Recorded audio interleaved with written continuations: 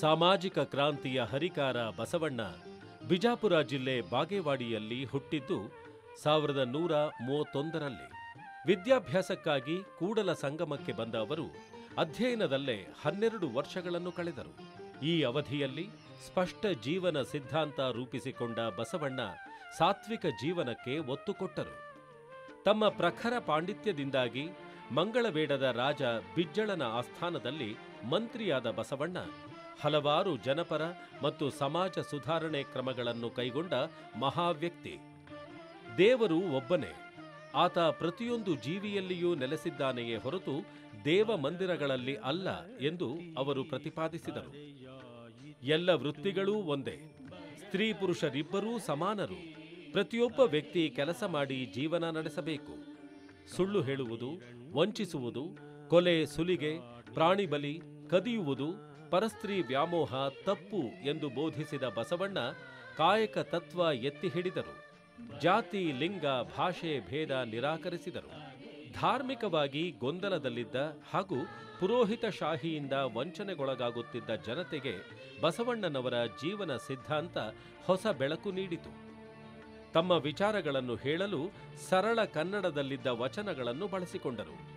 ಗುಡಿ ಗುಂಡಾರ ಕಟ್ಟಿ ಜನರನ್ನು ಶೋಷಿಸುವ ಪದ್ಧತಿಯನ್ನು ಬಸವಣ್ಣ ತೀವ್ರವಾಗಿ ವಿರೋಧಿಸಿದ್ದರು. ದೇವರು ನಿಮ್ಮಲ್ಲೇ ಇದ್ದಾನೆ ಎಂದು ಇಷ್ಟಲಿಂಗ ಪೂಜೆಯನ್ನು ಜನಪ್ರಿಯಗೊಳಿಸಿದರು. ತಮ್ಮಂತೆ ವಿಚಾರಧಾರೆ ಹೊಂದಿದ್ದ ಶರಣರ ಜೊತೆ ಸೇರಿ ಬಸವ ಕಲ್ಯಾಣದಲ್ಲಿ ಅನುಭವ ಮಂಟಪ ಸ್ಥಾಪಿಸಿದರು. ಅದು ವಿಶ್ವ ಮಾನವ ಸಂದೇಶ ಮತ್ತು ವಿಚಾರಗಳ ಬಗೆಗೆ ಮುಕ್ತವಾಗಿ ಚರ್ಚಿಸಬಹುದಾದ ವೇದಿಕೆಯಾಯಿತು.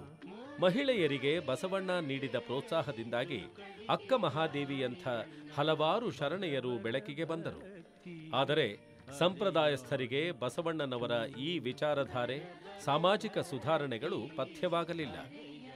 ಈ ಕುರಿತು ಅವರು ಅರಸ ಬಿಜ್ಜಳನಿಗೆ ದೂರು ನೀಡಿದರು.